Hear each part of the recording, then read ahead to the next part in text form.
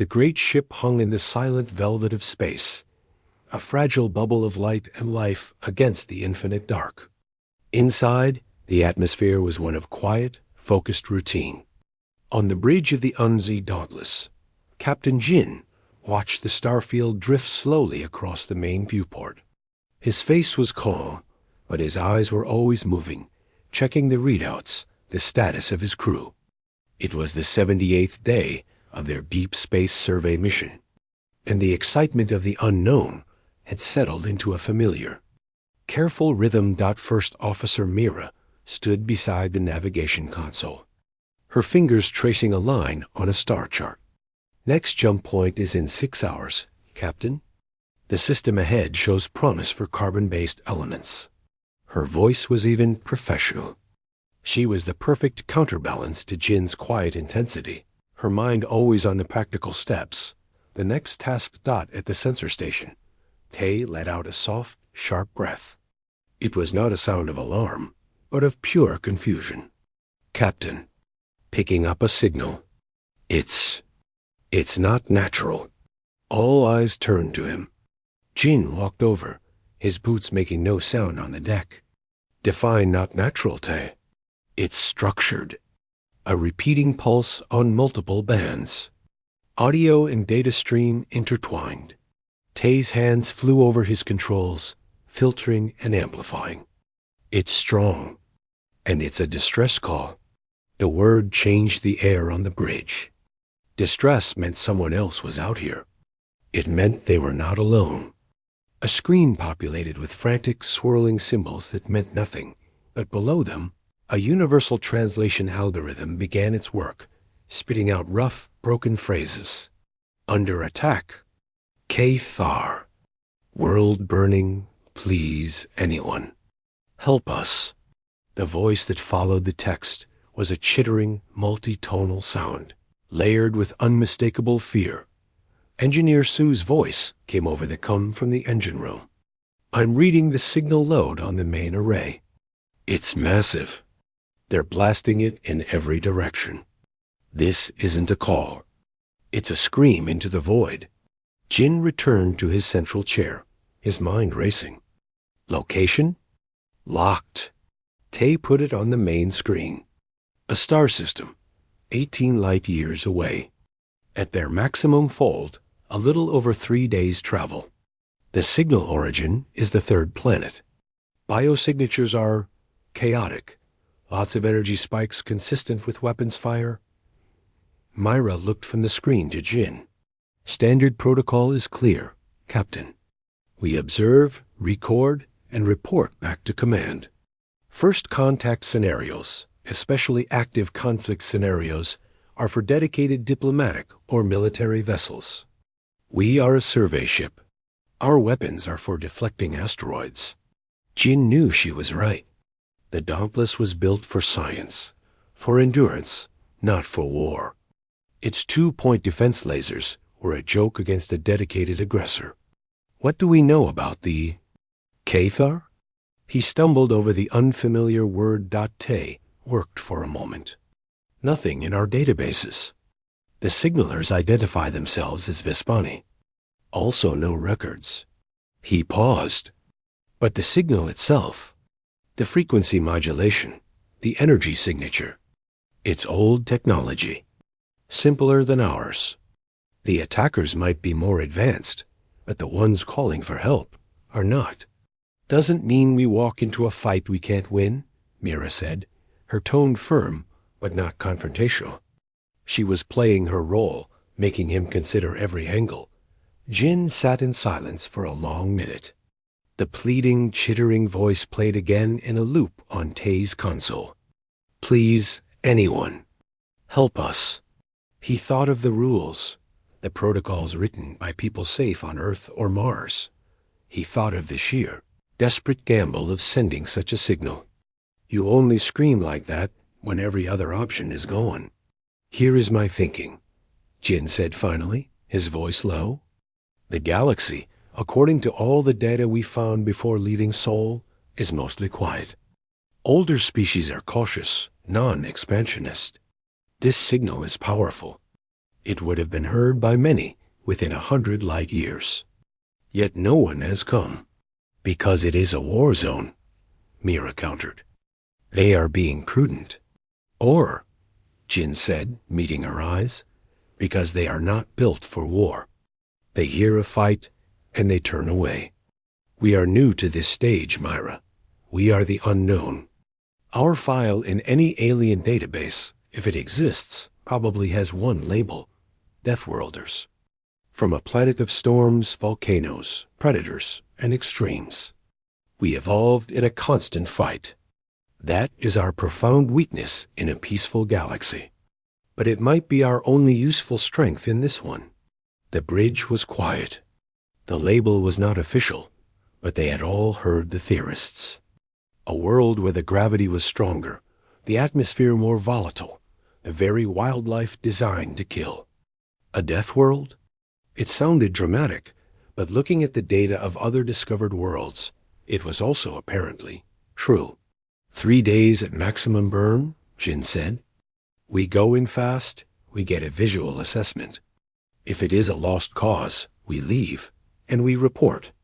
But if there is a chance, even a small one, to make a difference. He left the sentence hanging. Myra studied him. She saw not a hero seeking glory, but a man burdened by the weight of a simple, human idea. If you hear a cry for help, you answer. It was illogical. It was dangerous. It was profoundly human. She gave a single, slow nod. The reactor can handle the sustained output, but we will be vulnerable upon arrival. No reserve power for a quick escape if we jump into a trap. Understood. Jin turned to Tay. Acknowledge the signal. Tay looked startled. Sir? Just answer it. Send a simple pulse. On their frequency. No translation needed. Just a ping to say, signal received. Tay executed the order. A single focused burst of energy shot back along the path of the distress call. A tiny spark of light in the vast dark, on the burning world of the Vespani, in a crumbling bunker deep beneath their largest city. Ambassador Lyra was monitoring the last hopes of her people. The Cathar ships were like dark blades in the sky, cutting down anything that rose to meet them. The council had agreed to the final act, the scream into the dark. It was a gesture of despair, more than hope. When her console lit up with a new, foreign, and beautifully simple signal, a direct ping of acknowledgement, her 4 hands froze. The complex, jewel-like lenses of her eyes refocused. She rechecked the data. It was real. A direction. A source. Someone had heard. Someone had answered. She felt a tremor that was not from the bombardment above. Who would answer a distress call from a war? Only someone who was not afraid of one. The galactic databases were limited, but she recalled a brief, terrifying entry, a footnote from an ancient probe that had passed a turbulent blue world. A classification. Death world. A mix of dread and desperate, impossible hope flooded her. They had called for a savior. Something much more frightening was coming. But in that moment, with her world ending, frightening was exactly what she needed. She transmitted the coordinates of the human ping to the remnants of her defense fleet. A single quiet order. Hold, just a little longer. Something is coming. The 3-day journey passed in a tense blur. The Dauntless hummed with a different energy. The quiet routine of survey work replaced by the focused preparations of people who might be heading into a storm. Jin spent most of his time on the bridge, running tactical simulations that all ended poorly. The ship was outmatched by any dedicated military vessel.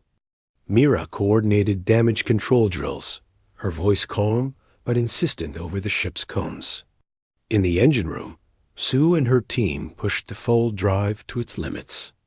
Her hands moving with sure, quick motions across the reactor controls. Monitoring for the slightest stress fracture. Tay was the busiest of all. He worked tirelessly to decrypt more of the Vespani signal, building a crude lexicon. He learned words for city, shield, falling, and children. The last one hit him the hardest. He also analyzed the shreds of data on the Cathar from the Vespani transmissions.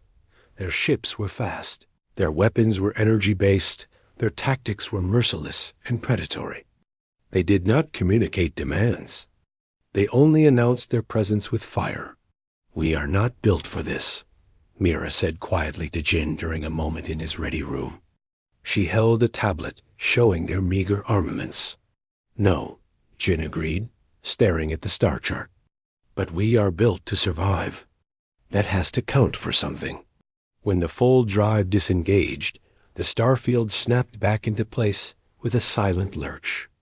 The system ahead was a scene of silent, distant tragedy. "Full stop. Passive sensors only," Jin ordered, his voice flat. On the main screen, the third planet hung, a beautiful world of blues and greens, now marred by ugly black smudges across its surface. Tiny, brilliant flashes of light speckled the dark side ongoing attacks. In orbit, sleek, dagger-shaped vessels moved with insect-like precision, firing down devastating beams of crimson energy. Smaller Vespani ships, elegant and organic in design, lay broken and drifting like shattered seashells. "Multiple contacts," Tay reported, his face pale in the console's glow. 23. No, 24 capital-class aggressor vessels in high orbit. Pattern is systematic bombardment and containment. They own the sky. A heavier silence filled the bridge. The reality was worse than the simulations. The Dauntless was a single unarmed research vessel against a swarm of hunters. "Get me a comlink to the planet," Jin said. "The Vespani bunker frequency from the signal." Before Tay could comply, a new, harsh signal slammed into their receivers. The screen fizzed and resolved into a nightmarish visage. It was a Cathar, its head a wedge of dark, chitinous plates, with multiple deep-set black eyes that held no emotion a human could recognize. A series of clicks and grinding sounds issued forth, and then a synthesized, grating voice spoke. "Unknown vessel. You have entered a Cathar harvest zone. Your biological signature is unfamiliar. You are ordered to power down your engines and prepare for boarding and assessment. Comply or be sterilized from orbit." Jin felt a cold knot in his stomach. He leaned forward. "This is Captain Jin of the United Nations survey ship Dauntless. We are responding to a distress signal from the inhabitants of this world. We request you cease hostilities immediately." The Cathar's head tilted. The gesture was not curiosity, but more like a predator identifying a strange sound. "The weak are being called. Their resources are being harvested. Your vessel is now part of the harvest. This is your only warning. Power down." The transmission cut. "Well," Myra said dryly, "they're not big on negotiation." "Captain," Tay interjected. "Incoming signal from the planet Vespani origin. Audio only. Put it through." A new voice filled the bridge, softer, melodic despite its obvious strain and the sounds of distant rumbles in the background. "Human vessel Dauntless. This is Ambassador Lyra of the Vespani Concord. We received your acknowledgement. You came. The fact you are speaking to us means you have not yet been destroyed. That is a hopeful sign." "We are here, Ambassador," Jin said. "The situation looks dire. Can you hold?" "For a time. Our underground shelters are strong, but the Cathar are methodical. They will dig us out or simply glass the surface until all life is extinguished. They do not take prisoners. They do not negotiate. They only consume."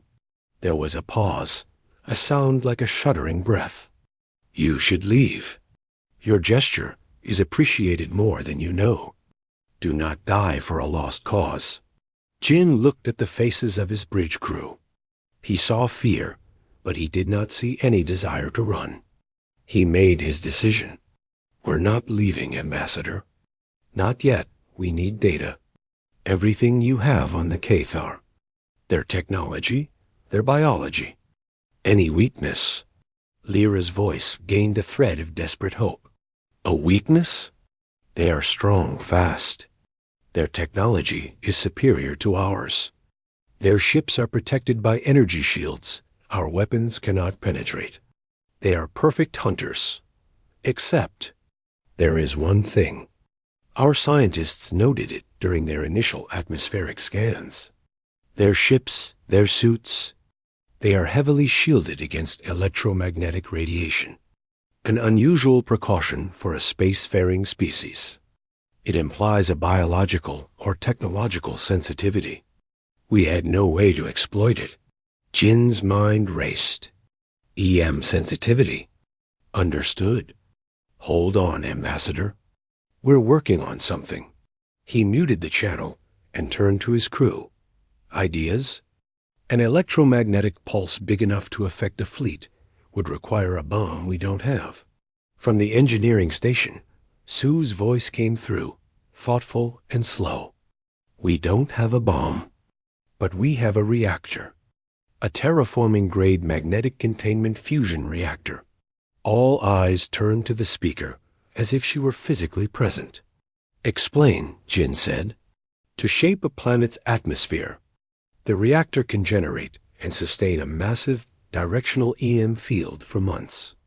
If I override the safeties and induce a cascading containment failure in a controlled chain reaction, I could turn the entire reactor core into a single spherical pulse of electromagnetic energy, bigger than any bomb.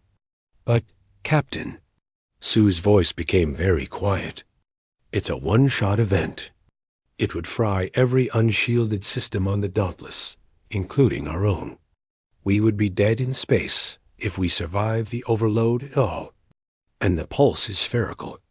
To hit the fleet, we'd have to be right in the middle of them. The scale of the plan was breathtakingly reckless. It was a suicide run. It would work on the ground too, Tay added, pulling up schematics. Their ground forces must use the same tech. A pulse that big would cover most of the continent. It would knock out their walkers, their communications, everything. But we'd be on the ground with them, Mira said. With no tech either. Jin looked at the screen, at the Cathar ships moving with such arrogant precision. They were bullies. They expected fear, obedience, or a futile fight. They did not expect a trap.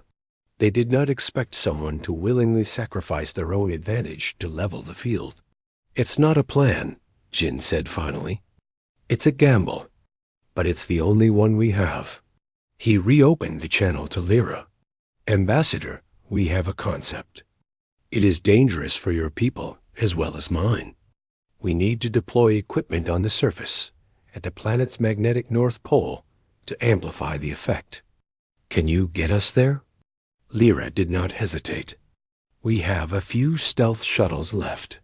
We can guide you in. But the Cathar control the skies. Then we'll give them something else to look at, Jin said, a hard edge entering his voice. We'll make the Dauntless the biggest, brightest target you've ever seen.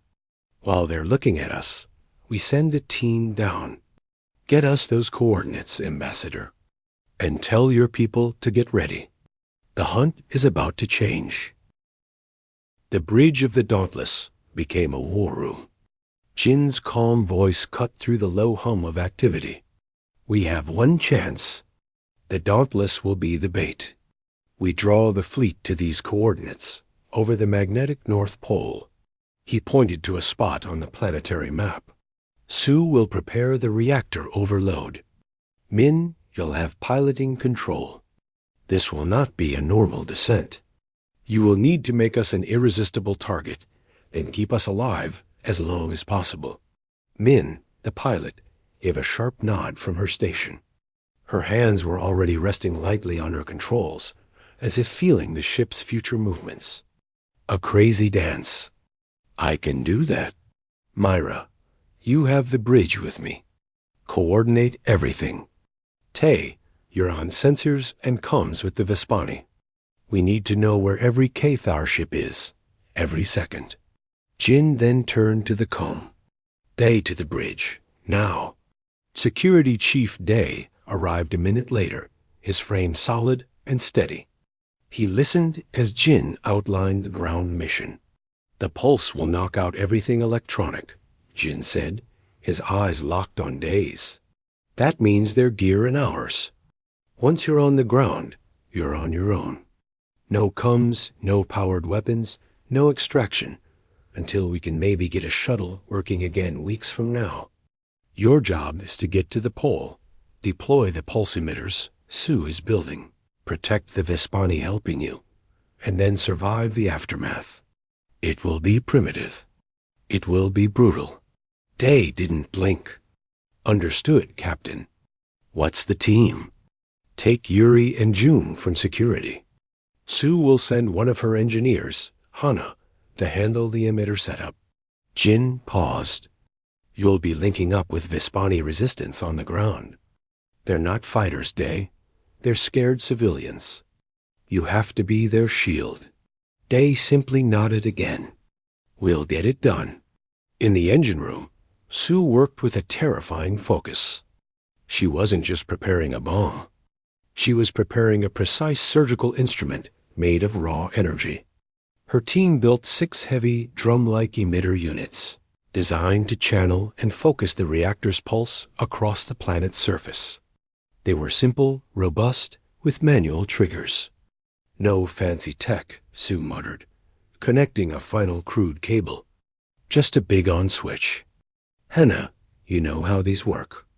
You get them in place in a hexagon pattern. You flip the physical levers when you see the sky light up. Then you run like hell and get under cover. Hana, a young engineer with clever eyes, hefted one of the heavy units. Simple enough. If we live, I want a vacation. Meanwhile, the Vespani shuttle, a sleek, organic-looking craft the color of old ivory, docked with the Dauntless in its shadow. Day's team loaded the emitters. They wore standard environment suits, but carried only sidearms and packs with basic survival gear, medical supplies, and simple mechanical tools. It was a strange kit for a military operation. Ambassador Lyra's voice was a constant, guiding thread in Day's earpiece as their shuttle detached and plunged into the planet's atmosphere, shielded by the bulk of the Dauntless. We are tracking you, Human Day. Our scouts report a temporary lull in patrols over the polar region. You have a window. Follow the guidance beacon. The descent was a stomach-dropping plunge through smoke and cloud. The shuttle, piloted by a silent, nervous Vespani, wove through mountain valleys, its engines a whisper. Through the viewport, Day saw the scars of the war-burned forests, the glittering wreckage of Vespani spires. It was beautiful and broken. They landed in a frozen rocky valley near the pole. The air was thin and bitingly cold. Waiting for them were a group of 6 Vespani. They stood on 4 slender limbs, with 2 smaller, delicate arms for manipulation. Their large, luminous eyes widened at the sight of the humans disembarking taller, broader, moving with a heavy, confident grace in the high gravity that the Vespani found oppressive. Lyra stepped forward, her chitin shimmering in the weak light. I am Lyra, in flesh, not just voice. Thank you for coming. Day gave a short bow. Chief Day, we have the emitters. We need to move them to these 6 points. He showed her a physical map. Lyra directed her people. Each emitter was placed on a crude sled, pulled by teams of Vespani and humans. The work was hard, the ground uneven. The humans, Day noticed, did not tire as quickly. They carried heavier loads, broke through ice crusts with less effort. The Vespani watched them with a mixture of awe and unease. They had deployed the 3rd emitter when the sky darkened. Not with clouds, but with shape. A Cathar ground scout, a low-flying craft like a metallic stingray, slid silently over the ridge. Down! Day hissed, and everyone flattened against the rocks. The scouts slowed, hovering. A scanning beam, visible as a pale blue light, swept the valley floor. It passed over a sled. It stopped. It reversed. "They've seen us," Yuri whispered, her hand going to her energy pistol.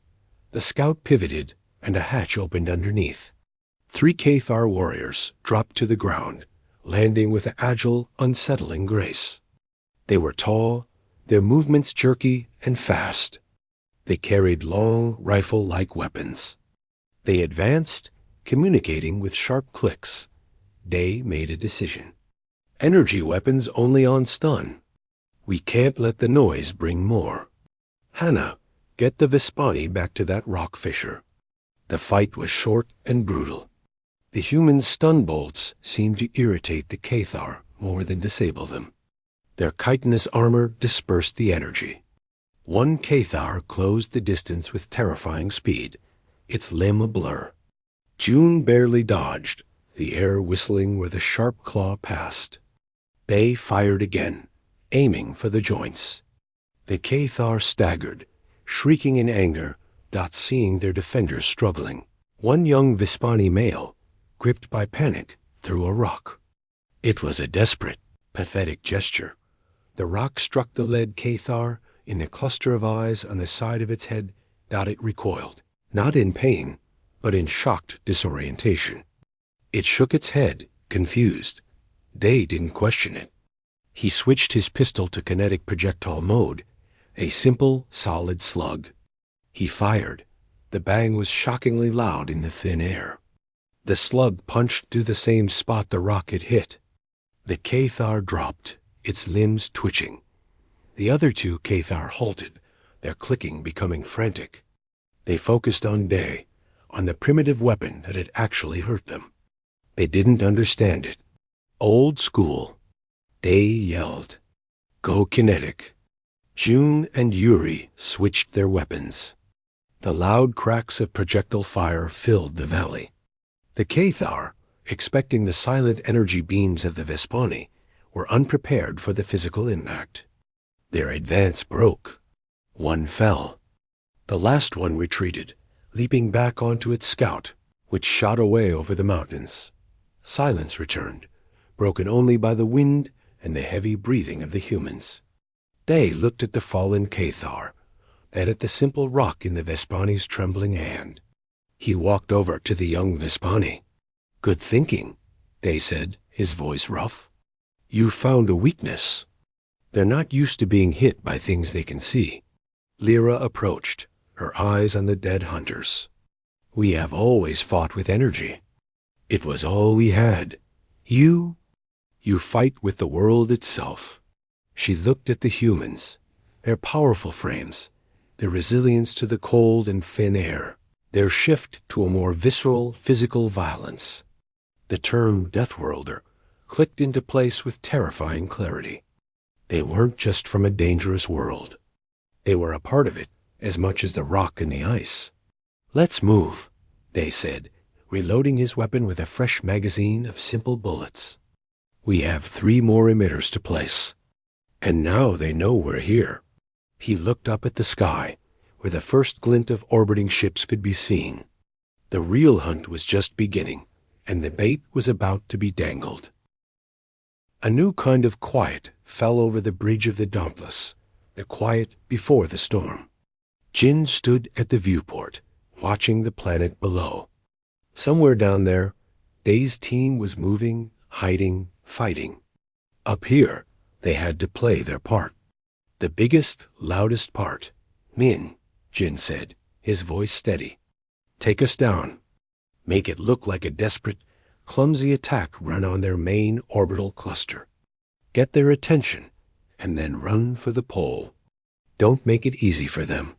Min's hands tightened on her controls. A faint, fierce smile touched her lips. "Easy is boring, Captain."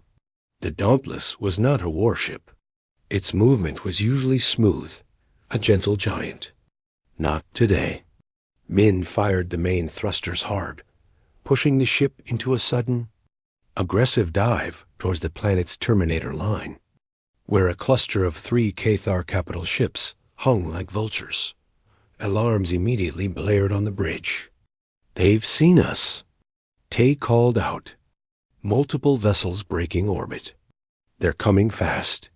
On the screen, the dagger-shaped ships turned with impossible speed, forming a loose net to intercept the Dauntless. Energy beams, bright and silent in the vacuum, lanced out. Min jerked the ship to the side. One beam grazed their starboard hull. The ship shuddered, and the lights flickered. "Shield at 60%, Mira reported, her voice clipped. "That was just a glancing hit.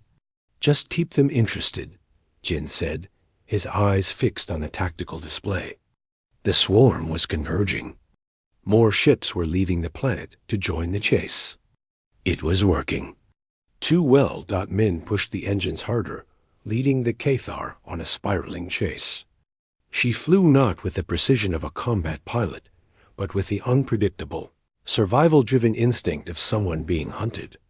She dove into the upper atmosphere, using the planet's gravity and friction to slingshot them towards the northern pole, the pursuing ships firing relentlessly down on the surface. They heard the thunder, not from the sky above, but from the ground around them. The Cathar had sent hunters, not just scouts, but larger, walking machines, stalking the rocky valleys on jointed legs, their sensors sweeping for the teams deploying the emitters. "Move! Faster!" They yelled, helping a Vespani shove the fifth emitter into its marked position, a shallow depression in the permafrost. Hana worked furiously, connecting the thick manual cables. A shadow fell over them.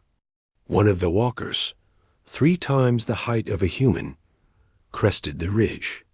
Its central weapon glowed. "Down!" They tackled Lyra behind a boulder. A searing blast of energy turned the spot where they had been standing into molten rock. June and Yuri returned fire with their kinetic weapons. The bullets sparked harmlessly off the walker's armored hull. It was like throwing pebbles at a tank. "The joints! Aim for the leg joints!" Hana screamed, not looking up from her work. They took aim, focusing on the complex mechanical knee of the machine. He fired his entire magazine. Sparks flew. The walker staggered, one leg locking up. It listed to the side, its next shot going wide and carving a line of fire across the cliff face. But more were coming. The sky was now dotted with the contrails of Cathar fighters, drawn by the Dauntless's daring run. The plan was at its knife's edge. If the Dauntless fell too soon, the ground team was doomed. If the ground team failed, the Dauntless's sacrifice was for nothing. On the bridge, the situation was becoming critical. Smoke from an overloaded console filled the air with a sharp smell. The ship shook from near-constant impacts. "Shields are failing," Mira said, her face smudged with soot. "We can't take much more. We are not at the optimal pulse coordinates." Jin looked at the screen. The pole was still 2 minutes away at their current limping speed. The Cathar fleet was now a tightening noose around them. He opened a channel to engineering. "Sue, we need the pulse early. Can you do it from here?" Sue's voice was strained, shouting over the scream of emergency alarms in the engine room.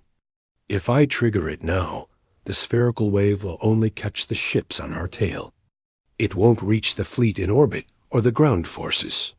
The effect will be localized. We'll die for nothing, Captain. We have to get to the pole." Jin slammed a fist on his chair.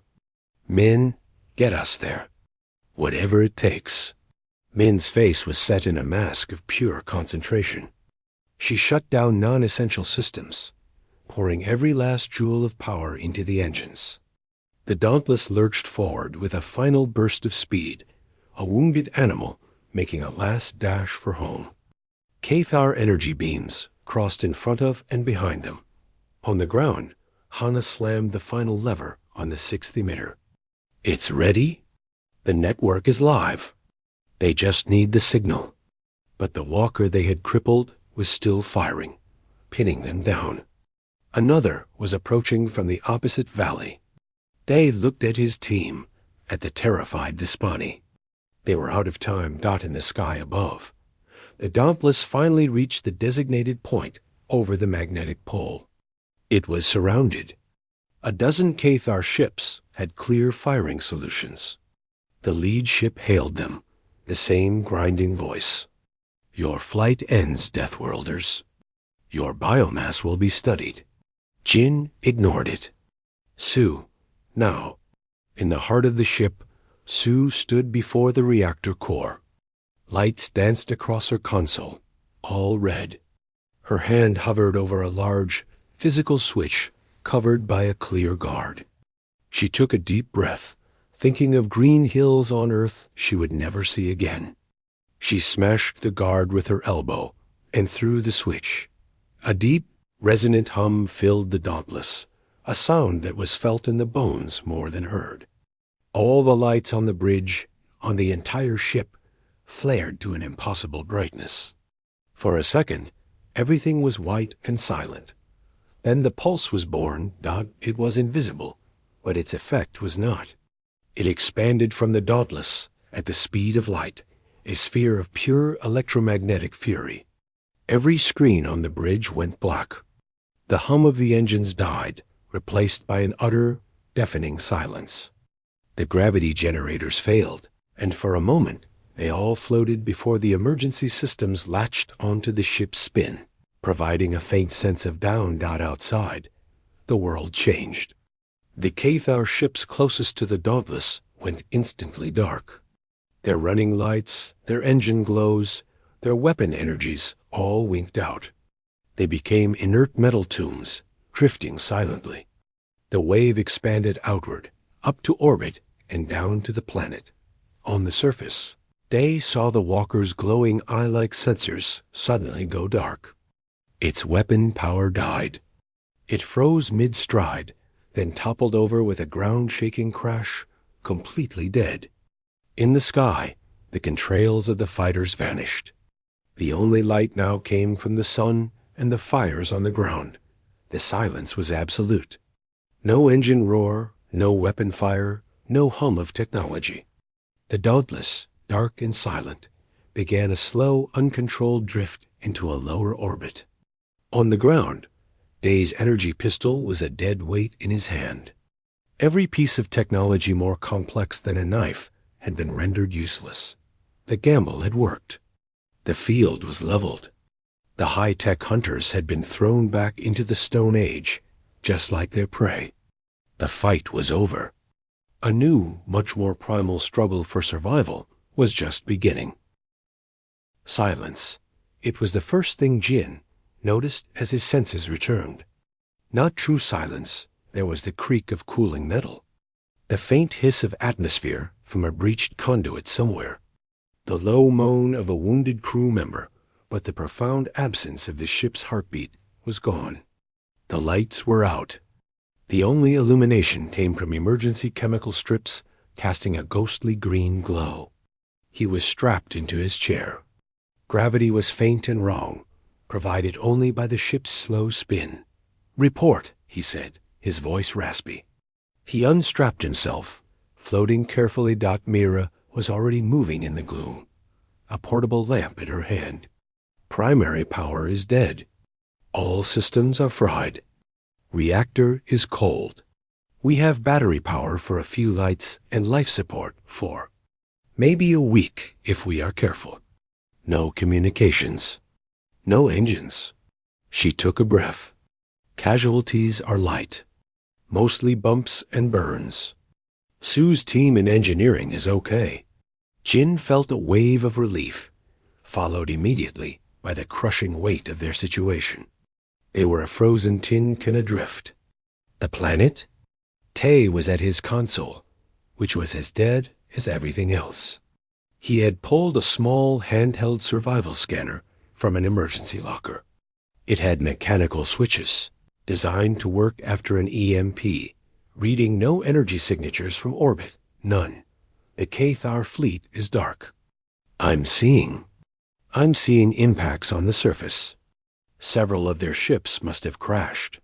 He looked up, his face pale in the green light. It worked, Captain. It really worked. And they? Jin asked. Tay shook his head. No way to know. If their suit comes or on, they're gone. On the surface, the silence was even more absolute. Day pulled himself from the ground, his ears ringing. The world had gone from a roar of energy weapons and screaming engines to the whisper of wind over rock. He saw the fallen walker, a lifeless heap. He saw the Vespani, huddled and trembling. He saw his own team getting to their feet, checking each other for injuries. Hana was already at the emitter, checking the crude mechanical gauges. The pulse was perfect. Network triggered correctly. Everything electronic within 1,000 kilometers is finished. Day walked over to Lyra, who was staring at the dead machine that had nearly killed her. Are your people hurt? She turned her large, luminous eyes to him. We are alive. I do not understand. What happened? We turned off the lights, Day said simply. He raised his voice. June, Yuri, Hannah, gather the gear. Anything useful. Tools, medical kits, food from the shuttle. It's all we have now. We need to find shelter and check for survivors. They moved in a daze at first. The humans, however, slipped into a routine with a speed that unnerved the Vespani. Day took point. His physical strength used to clear rubble from a cave entrance he had spotted. Yuri and June organized the Vespani into carrying parties, using sleds and their own strength to haul supplies. Hana, with a few Vespani who understood mechanics, began the painstaking process of checking their shuttle.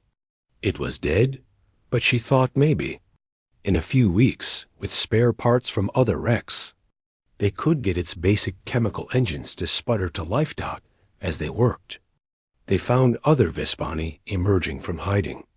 They were scared, confused.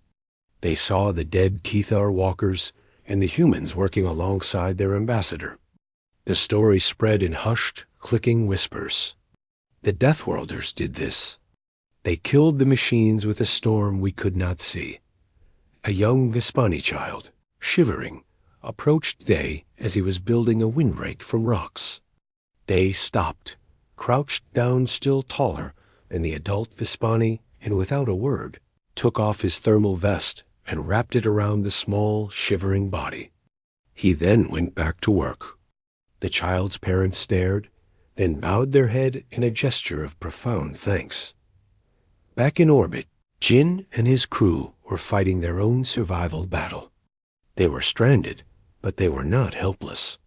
Sue and her engineers, using hand tools and battery-powered cutters, managed to reroute secondary power from undamaged solar panels on the hull.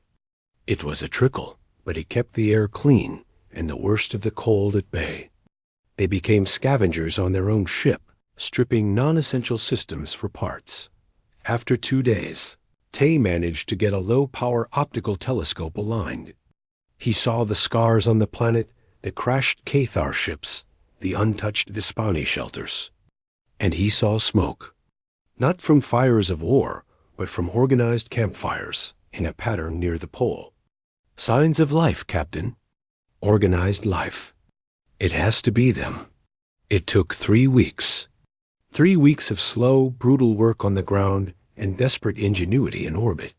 Hana and the Vespane mechanics, using scavenged parts from a crashed Kethar fighter and their own shuttle, managed to rebuild a simple combustion engine and attach it to a lightweight frame. It was ugly, it was loud, and it could barely carry 2 people, but it flew. On the Dauntless, Mira coordinated the final effort. Using the last of their functional fuel and attitude thrusters, they nudged the ship into a slow decay that would bring it down in a controlled crash near the polar region. It was the biggest risk since the Pulse, but staying in orbit was a slow death. The day the Dauntless scarred a long, ugly line across the frozen tundra, Bay's team was there waiting. The reunion was not dramatic. It was quiet, weary, and filled with the solid comfort of shared hardship. Jin stepped out onto the alien soil, seeing his security chief alive, seeing a camp of hundreds of Vespani and humans working together, building shelters, tending the wounded both species. Lyra approached Jin. She looked at the broken, mighty ship, then at the humans who had crippled themselves to save her people. "You asked for our data on the Kadar," she said, her voice soft. "We have a new entry now. Subject: Humanity, Deathworlders. Threat assessment: Extreme. Protective response: Unmatched. They hear a cry in the dark, and they answer. Not for conquest, not for resources. They answer because the cry exists." She bowed low, all four limbs touching the earth in a Vespani gesture of ultimate respect. "We will send a new signal to the stars. A warning and a promise. The galaxy will know what you did." Jin helped her up. He looked around at the makeshift camp, at his crew already integrating, helping, building. They had no ship. They had limited supplies. They were facing a long, hard struggle to build a new life on this world or to find a way home. But they were alive. And they were not alone. He saw Day teaching a group of Vespani how to set a snare. He saw Sue and Hana laughing with Vespani engineers over a crude water purifier they had built together.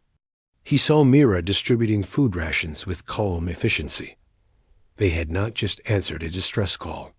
They had forged a bond in the ashes of technology, a bond stronger than any alloy. The Deathworlders had arrived, not as conquerors, but as rescuers. And as Jin looked at the first alien stars beginning to appear in the twilight sky, he knew the message was already traveling. Humanity was here. They were terrifying, and they would answer.